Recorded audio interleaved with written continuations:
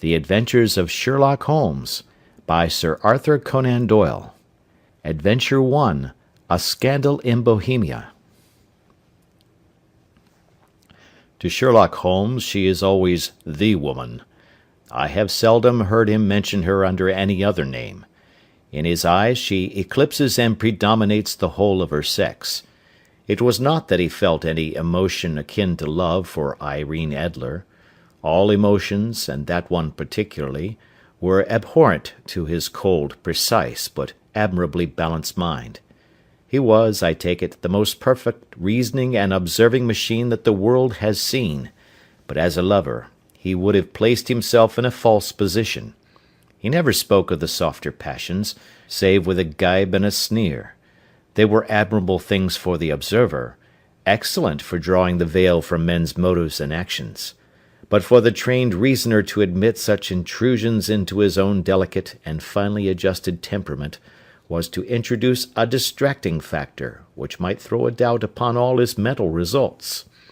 Grit in a sensitive instrument, or a crack in one of his own high-power lenses, would not be more disturbing than a strong emotion in a nature such as his. And yet there was but one woman to him, and that woman was the late Irene Adler, of dubious and questionable memory. I had seen little of Holmes lately. My marriage had drifted us away from each other.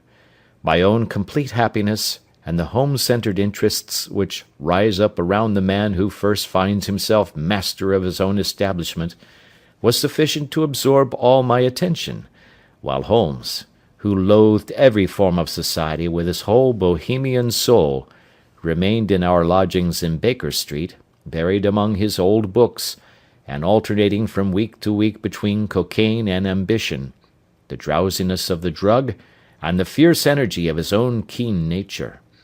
He was still, as ever, deeply attracted by the study of crime, and occupied his immense faculties and extraordinary powers of observation in following out those clues, and clearing up those mysteries which had been abandoned as hopeless by the official police. From time to time I heard some vague account of his doings, of his summons to Odessa in the case of the Trepoff murder, of his clearing up of the singular tragedy of the Atkinson brothers at Trincomalee, and finally of the mission which he had accomplished so delicately and successfully for the reigning family of Holland. Beyond these signs of his activity, however, which I merely shared with all the readers of the daily press, I knew little of my former friend and companion. One night, it was on the 20th of March, 1888, I was returning from a journey to a patient, for I had now returned to civil practice, when my way led me through Baker Street. As I passed the well-remembered door, which must always be associated in my mind with my wooing and with the dark incidents of the study in scarlet, I was seized with a keen desire to see Holmes again, and to know how he was employing his extraordinary powers. His rooms were brilliantly lit, and even as I looked up, I saw his tall, spare figure pass twice in a dark silhouette against the blind. He was pacing the room swiftly, eagerly, with his head sunk upon his chest and his hands clasped behind him. To me, who knew his every mood and habit, his attitude and manner told their own story. He was at work again. He had risen out of his drug-created dreams and was hot upon the scent of some new problem. I rang the bell, and was shown up to the chamber which had formerly been in part my own. His manner was not effusive, it seldom was, but he was glad, I think, to see me.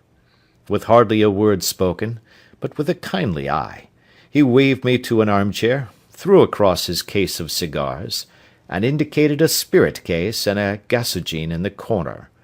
Then he stood before the fire and looked me over in his singular introspective fashion. "Wedlock suits you," he remarked. "I think, Watson, that you have put on 7½ pounds since I saw you."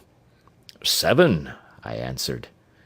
"Indeed, I should have thought a little more. Just a trifle more, I fancy, Watson. And in practice again, I observe.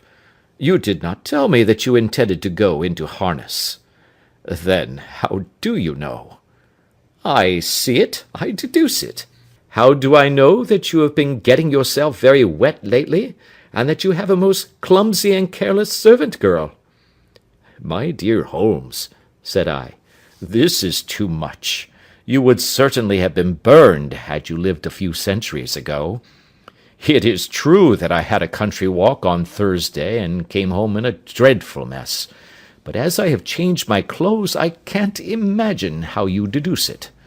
As to Mary Jane, she is incorrigible, and my wife has given her notice, but there again, I fail to see how you work it out.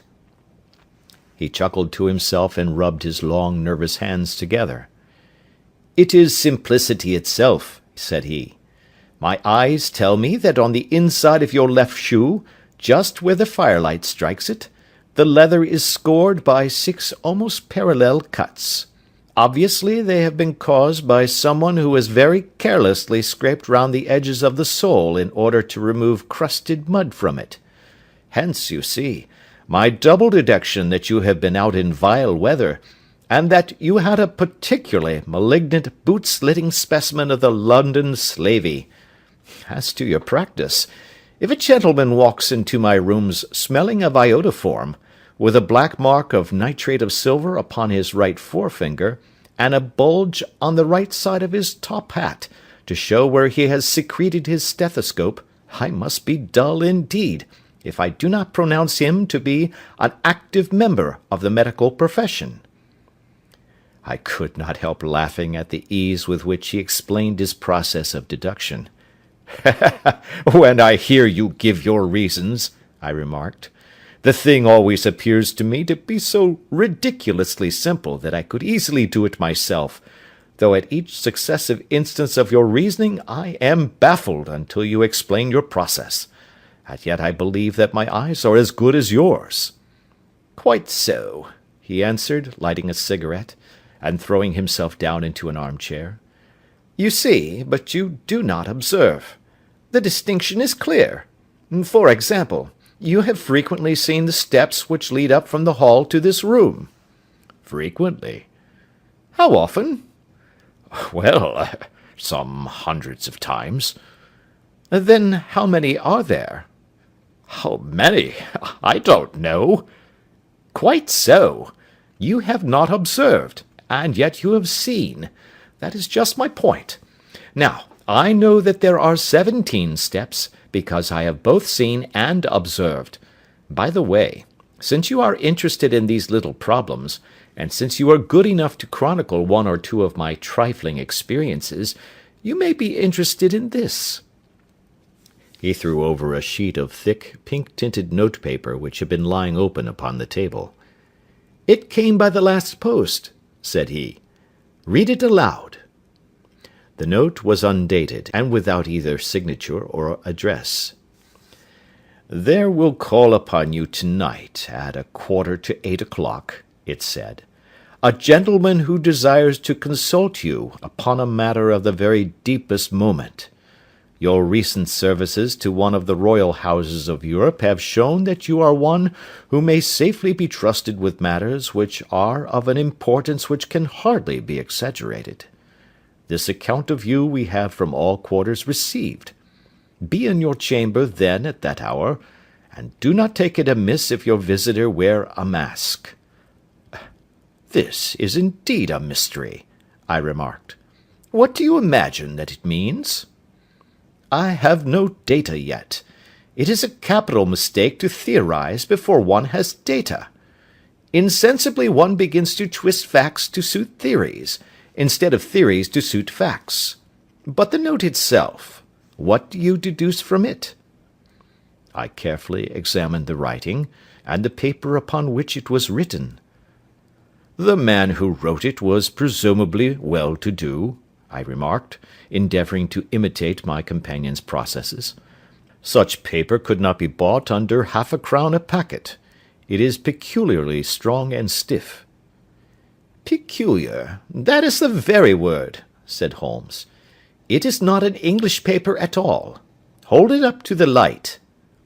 I did so, and saw a large E with a small g, a capital P, and a large capital G with a small t woven into the texture of the paper. "What do you make of that?" asked Holmes. "The name of the maker, no doubt, or his monogram, rather." "Not at all. The G with a small t stands for Gesellschaft, which is German for company. It is a customary contraction like our CO for company. P, of course, stands for Papier. Now for the EG. Let us glance at our Continental Gazetteer." He took down a heavy brown volume from his shelves. Iglonitz, here we are, Egria. It is in a German-speaking country, in Bohemia, not far from Carlsbad. Remarkable as being the scene of the death of Wallenstein, and for its numerous glass factories and paper mills. Ha ha, my boy, what do you make of that?" His eyes sparkled, and he sent up a great blue triumphant cloud from his cigarette. "The paper was made in Bohemia," I said. "Precisely, and the man who wrote the note is a German. Do you note the peculiar construction of the sentence? 'This account of you we have from all quarters received'? A Frenchman or Russian could not have written that. It is the German who is so uncourteous to his verbs. It only remains, therefore, to discover what is wanted by this German who writes upon Bohemian paper, and prefers wearing a mask to showing his face. And here he comes, if I am not mistaken, to resolve all our doubts." As he spoke, there was a sharp sound of horses' hoofs and grating wheels against the curb, followed by a sharp pull at the bell. Holmes whistled. "A pair, by the sound," said he. "Yes," he continued, glancing out of the window. "A nice little brougham and a pair of beauties. 150 guineas apiece. There's money in this case, Watson, if there is nothing else." "I think that I had better go, Holmes." "Not a bit, Doctor. Stay where you are. I am lost without my Boswell, and this promises to be interesting. It would be a pity to miss it." "But your client—" "Never mind him. I may want your help, and so may he. Here he comes. Sit down in that armchair, Doctor, and give us your best attention." A slow and heavy step, which had been heard upon the stairs and in the passage, paused immediately outside the door. Then there was a loud and authoritative tap. "Come in," said Holmes. A man entered who could hardly have been less than 6 feet 6 inches in height, with a chest and limbs of a Hercules. His dress was rich, with a richness which would, in England, be looked upon as akin to bad taste. Heavy bands of astrakhan were slashed across the sleeves and fronts of his double-breasted coat, while the deep blue cloak which was thrown over his shoulders was lined with flame-coloured silk, and secured at the neck with a brooch, which consisted of a single flaming beryl. Boots, which extended halfway up his calves, and which were trimmed at the tops with rich brown fur, completed the impression of barbaric opulence which was suggested by his whole appearance. He carried a broad-brimmed hat in his hand, while he wore across the upper part of his face, extending down past the cheek-bones, a black vizard mask, which he had apparently adjusted that very moment, for his hand was still raised to it as he entered. From the lower part of the face he appeared to be a man of strong character, with a thick, hanging lip, and a long, straight chin suggestive of resolution pushed to the length of obstinacy. "You had my note?" he asked, with a deep, harsh voice and a strongly marked German accent. "I told you that I would call." He looked from one to the other of us, as if uncertain which to address. "Pray take a seat," said Holmes. "This is my friend and colleague, Dr. Watson, who is occasionally good enough to help me in my cases. Whom have I the honour to address?" "You may address me as the Count von Kramm, a Bohemian nobleman. I understand that this gentleman, your friend, is a man of honour and discretion, whom I may trust with a matter of the most extreme importance. If not, I should much prefer to communicate with you alone." I rose to go, but Holmes caught me by the wrist and pushed me back into my chair. "It is both or none," said he. "You may say before this gentleman anything which you may say to me." The Count shrugged his broad shoulders. "Then I must begin," said he, "by binding you both to absolute secrecy for 2 years. At the end of that time, the matter will be of no importance. At present it is not too much to say that it is of such weight it may have an influence upon European history." "I promise," said Holmes. "And I." "You will excuse this mask," continued our strange visitor. "The august person who employs me wishes his agent to be unknown to you, and I may confess at once that the title by which I have just called myself is not exactly my own." "I was aware of it," said Holmes dryly. "The circumstances are of great delicacy, and every precaution has to be taken to quench what might grow to be an immense scandal, and seriously compromise one of the reigning families of Europe.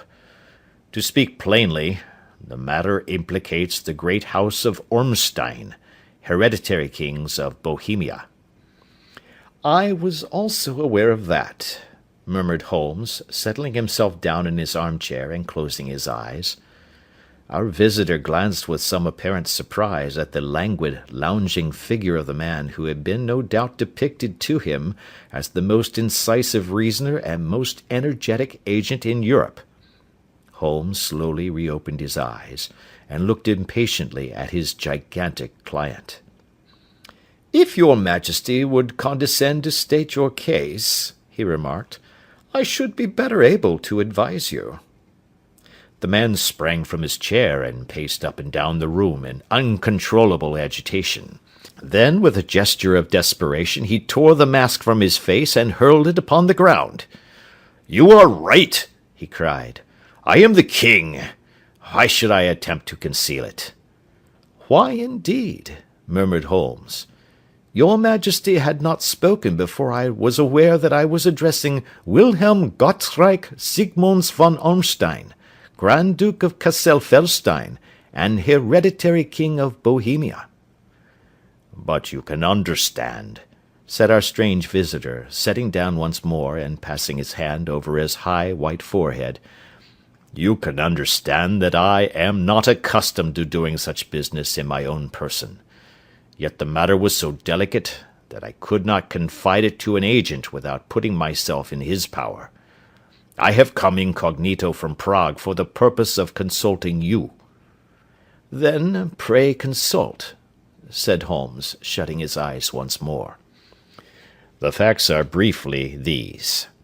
Some 5 years ago, during a lengthy visit to Warsaw, I made the acquaintance of the well-known adventuress Irene Adler. The name is no doubt familiar to you." "Kindly look her up in my index, Doctor," murmured Holmes without opening his eyes. For many years he had adopted a system of docketing all paragraphs concerning men and things, so that it was difficult to name a subject or a person on which he could not at once furnish information.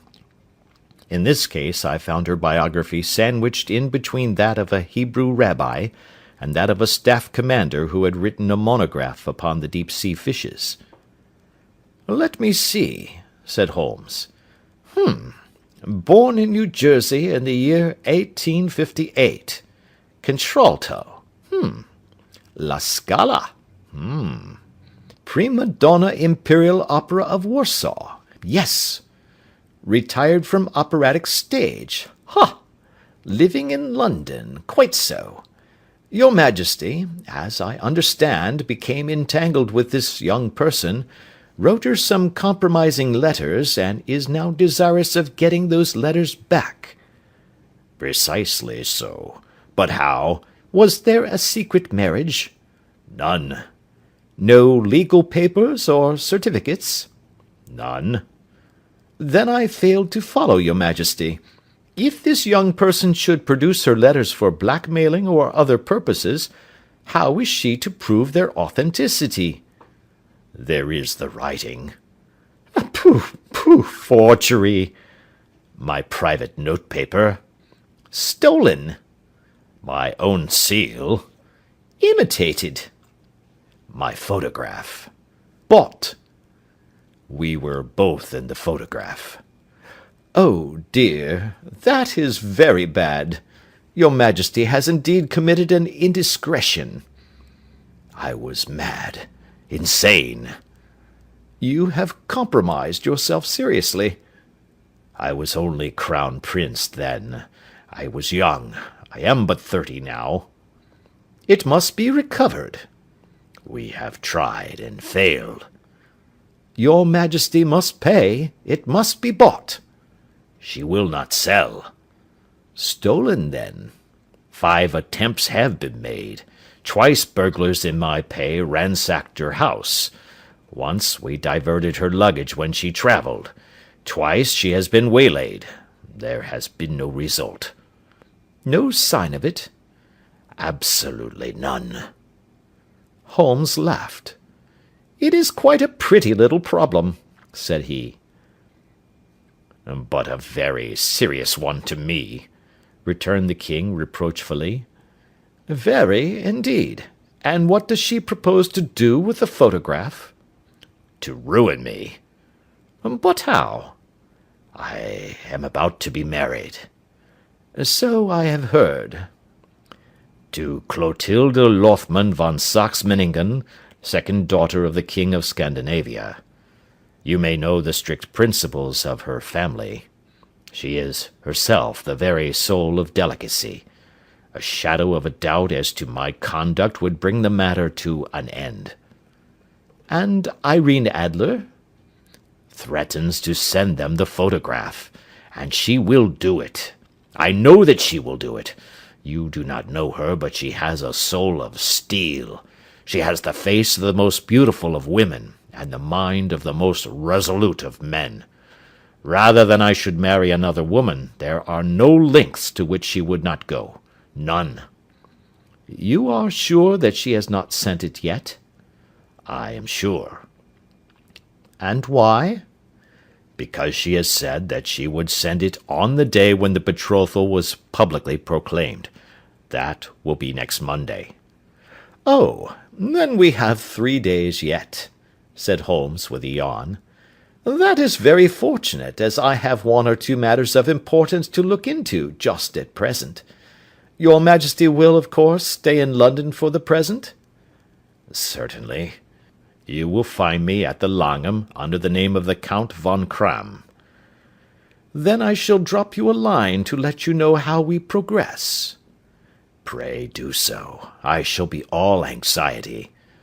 Then, as to money? You have carte blanche. Absolutely. I tell you that I would give 1 of the provinces of my kingdom to have that photograph. And for present expenses? The king took a heavy chamois leather bag from under his cloak and laid it on the table. There are £300 in gold and 700 in notes, he said. Holmes scribbled a receipt upon a sheet of his notebook and handed it to him. And mademoiselle's address? He asked. Is Briony Lodge, Serpentine Avenue, St. John's Wood. Holmes took a note of it. 1 other question, said he. Was the photograph a cabinet? It was.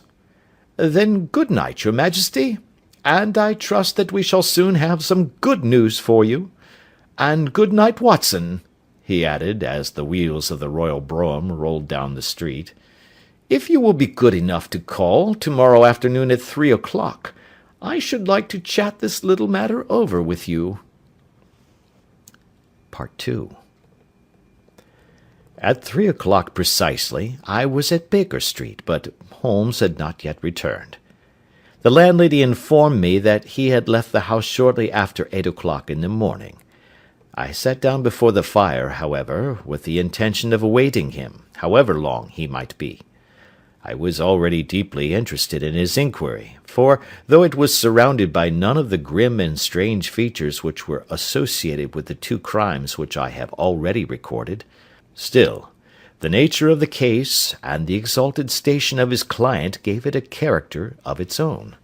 Indeed, apart from the nature of the investigation which my friend had on hand, there was something in his masterly grasp of a situation, and his keen, incisive reasoning, which made it a pleasure to me to study his system of work, and to follow the quick, subtle methods by which he disentangled the most inextricable mysteries.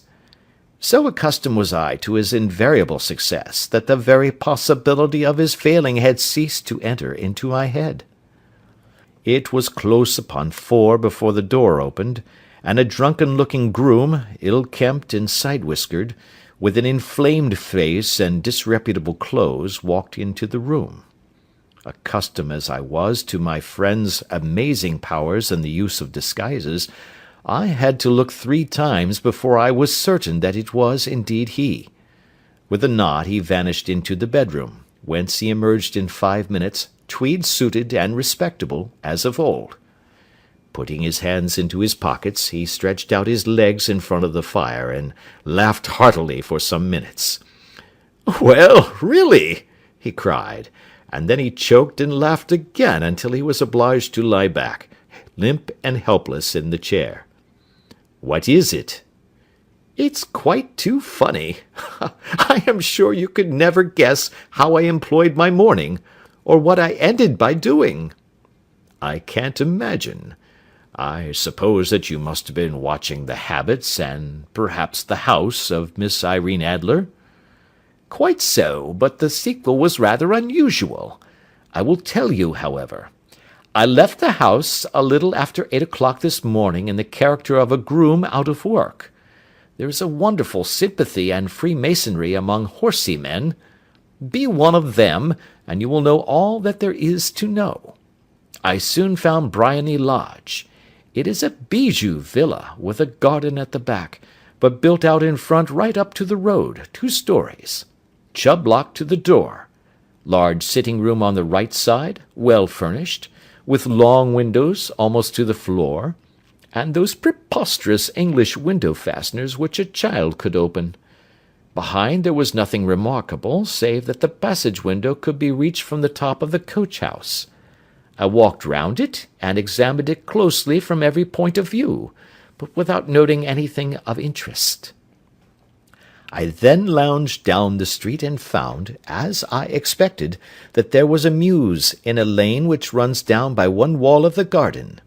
I lent the ostlers a hand in rubbing down their horses, and received in exchange 2d, a glass of half and half, 2 fills of shag tobacco, and as much information as I could desire about Miss Adler, to say nothing of 6 other people in the neighbourhood, in whom I was not in the least interested, but whose biographies I was compelled to listen to. "And what of Irene Adler?" I asked. "Oh, she has turned all the men's head down in that part. She is the daintiest thing under a bonnet on this planet. So say the Serpentine Mews to a man. She lives quietly, sings at concerts, drives out at 5 every day, and returns at 7 sharp for dinner. Seldom goes out at other times except when she sings. Has only 1 male visitor, but a good deal of him. He is dark, handsome, and dashing, never calls less than once a day, and often twice. He is a Mr. Godfrey Norton, of the Inner Temple. See the advantages of a cabman as a confidant.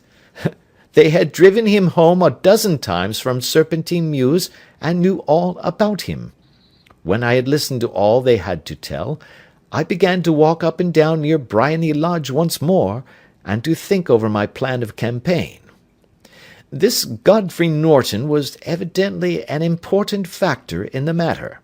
He was a lawyer. That sounded ominous. What was the relation between them, and what the object of his repeated visits? Was she his client, his friend, or his mistress? If the former, she had probably transferred the photograph to his keeping. If the latter, it was less likely. On the issue of this question depended whether I should continue my work at Briony Lodge, or turn my attention to the gentlemen's chambers in the Temple. It was a delicate point, and it widened the field of my inquiry. I fear that I bore you with these details, but I have to let you see my little difficulties, if you are to understand the situation. I am following you closely, I answered. I was still balancing the matter in my mind when a hansom cab drove up to Briony Lodge, and a gentleman sprang out. He was a remarkably handsome man, dark, aquiline, and moustached, evidently the man of whom I had heard. He appeared to be in a great hurry, shouted to the cabman to wait, and brushed past the maid who opened the door with the air of a man who was thoroughly at home. He was in the house about half an hour, and I could catch glimpses of him in the windows of the sitting-room, pacing up and down, talking excitedly, and waving his arms. Of her I could see nothing.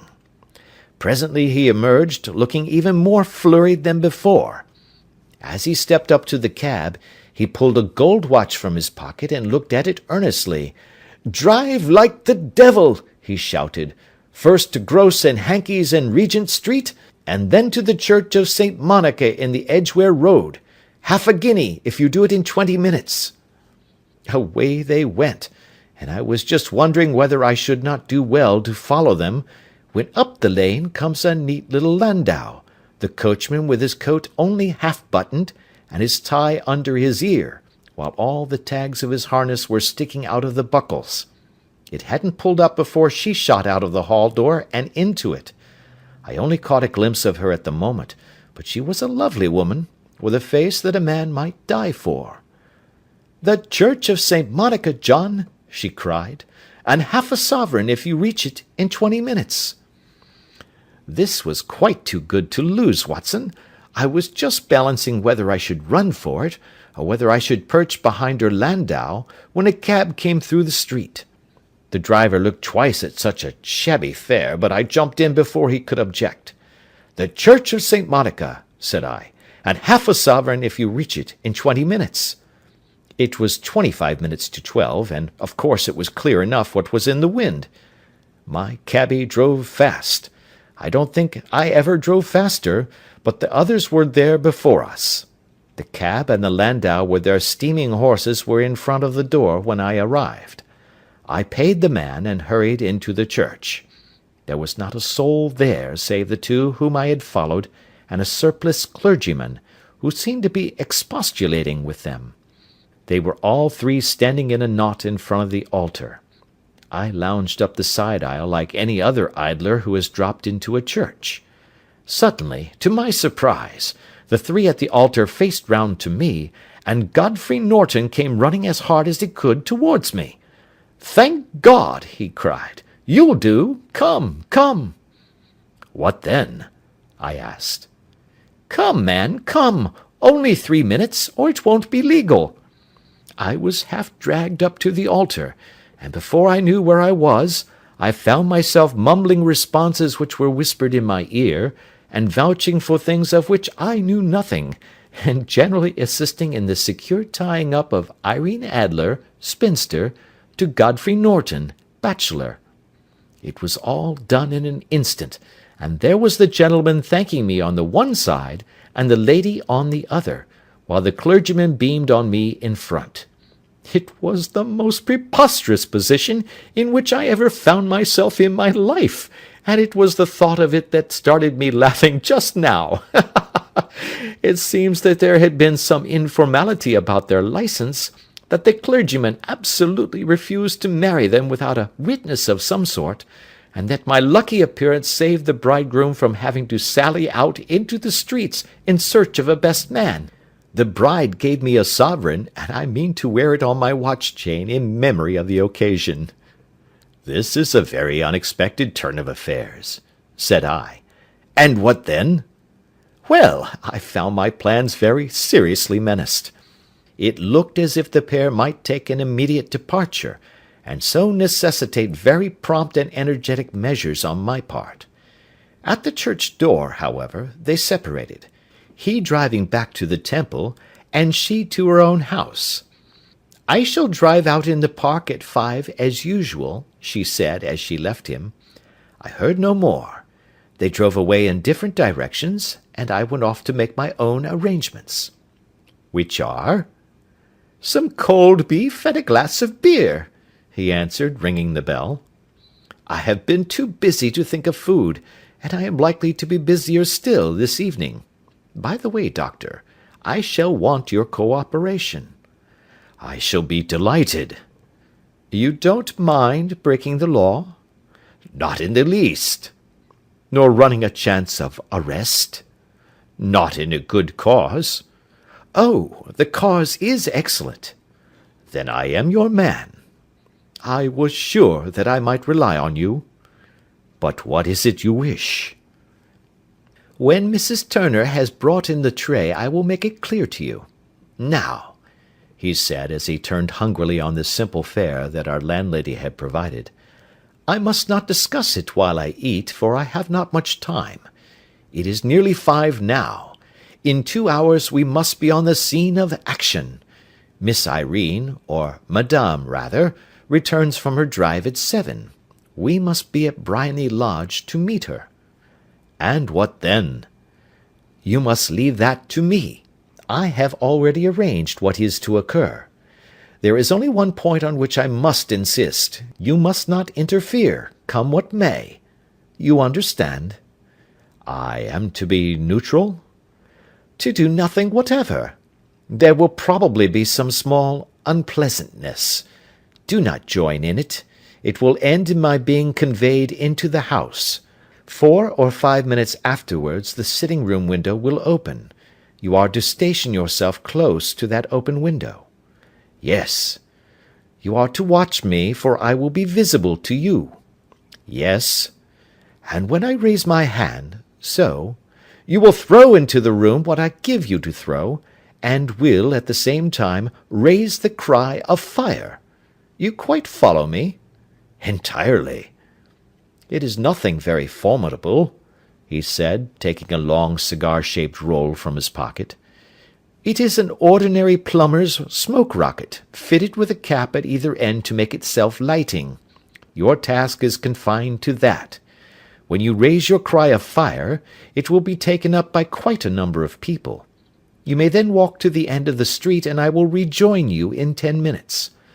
I hope that I have made myself clear?" "I am to remain neutral, to get near the window, to watch you, and at the signal to throw in this object, then to raise the cry of fire, and to wait you at the corner of the street." "Precisely." "Then you may entirely rely on me." "That is excellent. I think perhaps it is almost time that I prepare for the new role I have to play."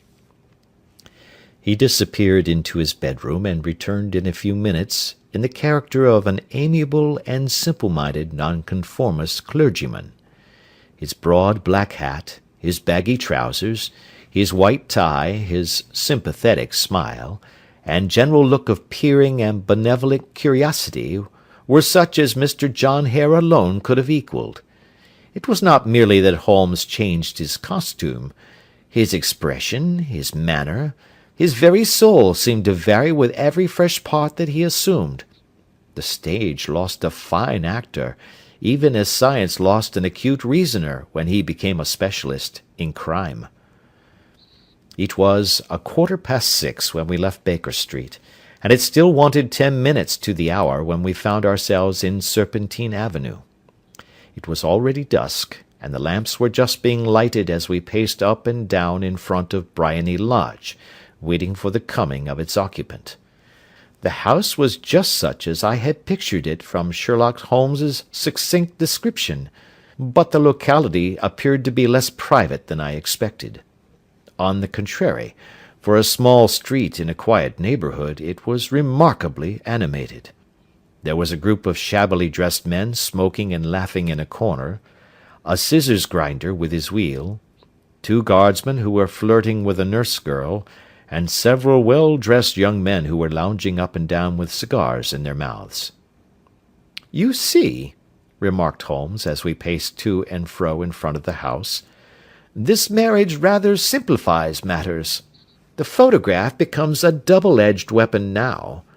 The chances are that she would be as averse to its being seen by Mr. Godfrey Norton as our client is to its coming to the eyes of his princess. Now the question is, where are we to find the photograph? Where indeed? It is most unlikely that she carries it about with her. It is cabinet size, too large for easy concealment about a woman's dress. She knows that the king is capable of having her waylaid and searched. 2 attempts of the sort have already been made. We may take it, then, that she does not carry it about with her. Where, then? Her banker or her lawyer. There is that double possibility. But I am inclined to think neither. Women are naturally secretive, and they like to do their own secreting. Why should she hand it over to anyone else? She could trust her own guardianship, but she could not tell what indirect or political influence might be brought to bear upon a business man. Besides, remember that she had resolved to use it within a few days. It must be where she can lay her hands upon it. It must be in her own house. But it has twice been burgled. Pshaw! They did not know how to look. But how will you look? I will not look. What then? I will get her to show me. But she will refuse. She will not be able to. But I hear the rumble of wheels. It is her carriage. Now, carry out my orders to the letter. As he spoke, the gleam of the sidelights of a carriage came round the curve of the avenue. It was a smart little landau which rattled up to the door of Briony Lodge. As he pulled up, one of the loafing men at the corner dashed forward to open the door in the hope of earning a copper, but was elbowed away by another loafer, who had rushed up with the same intention. A fierce quarrel broke out, which was increased by the 2 guardsmen, who took sides with one of the loungers, and by the scissors grinder, who was equally hot upon the other side. A blow was struck, and in an instant the lady, who had stepped from her carriage, was the centre of a little knot of flushed and struggling men, who struck savagely at each other with their fists and sticks. Holmes dashed into the crowd to protect the lady, but, just as he reached her, he gave a cry and dropped to the ground, with the blood running freely down his face. At his fall the guardsmen took to their heels in one direction, and the loungers in the other, while a number of better-dressed people, who had watched the scuffle without taking part in it, crowded in to help the lady and to attend to the injured man. Irene Adler, as I will still call her, had hurried up the steps, but she stood at the top with her superb figure outlined against the lights of the hall, looking back into the street. "Is the poor gentleman much hurt?" she asked. "He is dead," cried several voices. "No, no, there's life in him," shouted another, "but he'll be gone before you can get him to hospital." "He's a brave fellow," said a woman. "They would have had the lady's purse and watch if it hadn't been for him. They were a gang, and a rough one too. Ah, he's breathing now." "He can't lie in the street. May we bring him in, marm?" "Surely. Bring him into the sitting-room. There is a comfortable sofa. This way, please." Slowly and solemnly he was borne into Briony Lodge and laid out in the principal room, while I still observed the proceedings from my post by the window. The lamps had been lit, but the blinds had not been drawn, so that I could see Holmes as he lay upon the couch. I do not know whether he was seized with compunction at that moment for the part he was playing, but I know that I never felt more heartily ashamed of myself in my life than when I saw the beautiful creature against whom I was conspiring, or the grace and kindliness with which she waited upon the injured man. And yet it would be the blackest treachery to Holmes to draw back now from the part which he had entrusted to me. I hardened my heart, and took the smoke rocket from under my ulster. After all, I thought, we are not injuring her. we are but preventing her from injuring another." Holmes had sat up upon the couch, and I saw him motion like a man who is in need of air. A maid rushed across and threw open the window. At the same instant I saw him raise his hand, and at the signal I tossed my rocket into the room with a cry of "Fire!" The word was no sooner out of my mouth than the whole crowd of spectators, well dressed and ill, gentlemen, ostlers, and servant maids, joined in a general shriek of "Fire!" Thick clouds of smoke curled through the room and out at the open window. I caught a glimpse of rushing figures, and a moment later the voice of Holmes from within, assuring them that it was a false alarm. Slipping through the shouting crowd, I made my way to the corner of the street, and in 10 minutes was rejoiced to find my friend's arm in mine, and to get away from the scene of uproar. He walked swiftly and in silence for some minutes until we had turned down one of the quiet streets which lead towards the Edgware Road. "You did it very nicely, Doctor," he remarked. "Nothing could have been better. It is all right." "You have the photograph?" "I know where it is." "And how did you find out?" "She showed me, as I told you she would." "I am still in the dark." "I do not wish to make a mystery," said he, laughing. "The matter was perfectly simple. You, of course, saw that everyone in the street was an accomplice. They were all engaged for the evening." "I guessed as much." "Then, when the row broke out, I had a little moist red paint in the palm of my hand. I rushed forward, fell down, clapped my hand to my face, and became a piteous spectacle. It is an old trick. That also I could fathom. Then they carried me in. She was bound to have me in. What else could she do? And into her sitting room, which was the very room which I suspected. It lay between that and her bedroom, and I was determined to see which. They laid me on a couch. I motioned for air. They were compelled to open the window, and you had your chance." "How did that help you?" "It was all important. When a woman thinks that her house is on fire, her instinct is at once to rush to the thing which she values most. It is a perfectly overpowering impulse, and I have more than once taken advantage of it. In the case of the Darlington substitution scandal it was of use to me, and also in the Arnsworth Castle business. A married woman grabs at her baby, an unmarried one reaches for her jewel box. Now it was clear to me that Our Lady of to-day had nothing in the house more precious to her than what we are in quest of. She would rush to secure it. The alarm of fire was admirably done. The smoke and shouting were enough to shake nerves of steel. She responded beautifully. The photograph is in a recess behind a sliding panel just above the right bell-pull.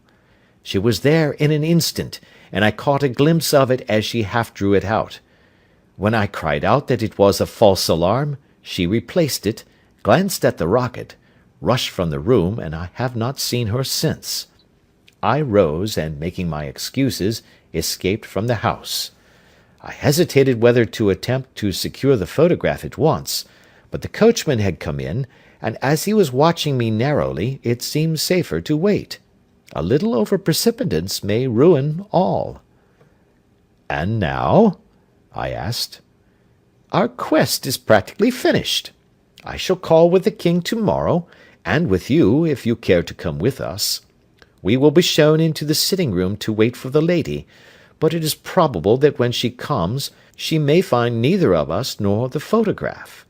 It might be a satisfaction to his Majesty to regain it with his own hands." "And when will you call?" "At 8 in the morning. She will not be up, so that we shall have a clear field. Besides, we must be prompt, for this marriage may mean a complete change in her life and habits. I must wire to the king without delay." We had reached Baker Street, and had stopped at the door. He was searching his pockets for the key when someone passing said, "Good night, Mr. Sherlock Holmes." There were several people on the pavement at the time, but the greeting appeared to come from a slim youth in an ulster who had hurried by. "I've heard that voice before," said Holmes, staring down the dimly lit street. "Now, I wonder who the deuce that could have been." Part 3. I slept at Baker Street that night, and we were engaged upon our toast and coffee in the morning, when the King of Bohemia rushed into the room. "You have really got it?" he cried, grasping Sherlock Holmes by either shoulder, and looking eagerly into his face. "Not yet." "But you have hopes?" "I have hopes." "Then come, I am all impatience to be gone." "We must have a cab." "No, my brougham is waiting." "Then that will simplify matters." We descended, and started off once more for Briony Lodge. "Irene Adler is married," remarked Holmes. "Married? When?" "Yesterday." "But to whom?" "To an English lawyer named Norton." "But she could not love him." "I am in hopes that she does." "And why in hopes?" "Because it would spare your majesty all fear of future annoyance. If the lady loves her husband, she does not love your majesty. If she does not love your majesty, there is no reason why she should interfere with your majesty's plan." "It is true, and yet, well, I wish she had been of my own station. What a queen she would have made!" He relapsed into a moody silence, which was not broken until we drew up in Serpentine Avenue. The door of Briony Lodge was open, and an elderly woman stood upon the steps. She watched us with a sardonic eye as we stepped from the brougham. "Mr. Sherlock Holmes, I believe?" said she. "I am Mr. Holmes," answered my companion, looking at her with a questioning and rather startled gaze. "Indeed! My mistress told me that you were likely to call. She left this morning with her husband by the 5:15 train from Charing Cross for the Continent." "What!" Sherlock Holmes staggered back, white with chagrin and surprise. "Do you mean that she has left England?" "Never to return." "And the papers?" asked the king hoarsely. "All is lost." "We shall see." He pushed past the servant and rushed into the drawing-room, followed by the king and myself. The furniture was scattered about in every direction, with dismantled shelves and open drawers, as if the lady had hurriedly ransacked them before her flight. Holmes rushed at the bell-pull, tore back a small sliding shutter, and, plunging in his hand, pulled out a photograph and a letter. The photograph was of Irene Adler herself in evening dress. The letter was superscribed to Sherlock Holmes, Esquire, to be left till called for. My friend tore it open, and we all three read it together. It was dated at midnight of the preceding night, and ran in this way: "My dear Mr. Sherlock Holmes, you really did it very well. You took me in completely. Until after the alarm of fire I had not a suspicion, but then when I found how I had betrayed myself, I began to think. I had been warned against you months ago. I had been told that, if the king employed an agent, it would certainly be you. And your address had been given me. Yet, with all this, you made me reveal what you wanted to know. Even after I became suspicious, I found it hard to think evil of such a dear, kind old clergyman. But, you know, I have been trained as an actress myself. Male costume is nothing new to me. I often take advantage of the freedom which it gives. I sent John, the coachman, to watch you, ran upstairs, got into my walking clothes, as I call them, and came down just as you departed. Well, I followed you to your door, and so made sure that I was really an object of interest to the celebrated Mr. Sherlock Holmes. Then I, rather imprudently, wished you good night, and started for the Temple to see my husband. We both thought the best resource was flight, when pursued by so formidable an antagonist. So you will find the nest empty when you call to-morrow. As to the photograph, your client may rest in peace. I love and am loved by a better man than he. The king may do what he will without hindrance from one whom he has cruelly wronged.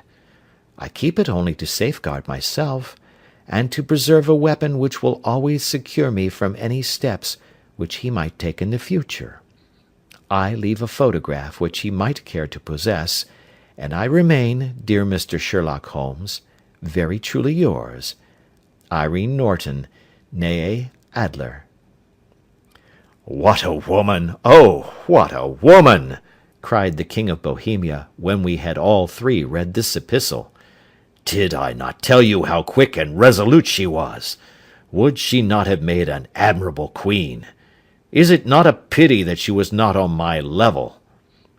From what I have seen of the lady, she seems indeed to be on a very different level to your Majesty, said Holmes coldly. I am sorry that I have not been able to bring your Majesty's business to a more successful conclusion. "On the contrary, my dear sir," cried the king, "nothing could be more successful. I know that her word is inviolate. The photograph is now as safe as if it were in the fire." I am glad to hear your Majesty say so. "I am immensely indebted to you. Pray tell me in what way I can reward you.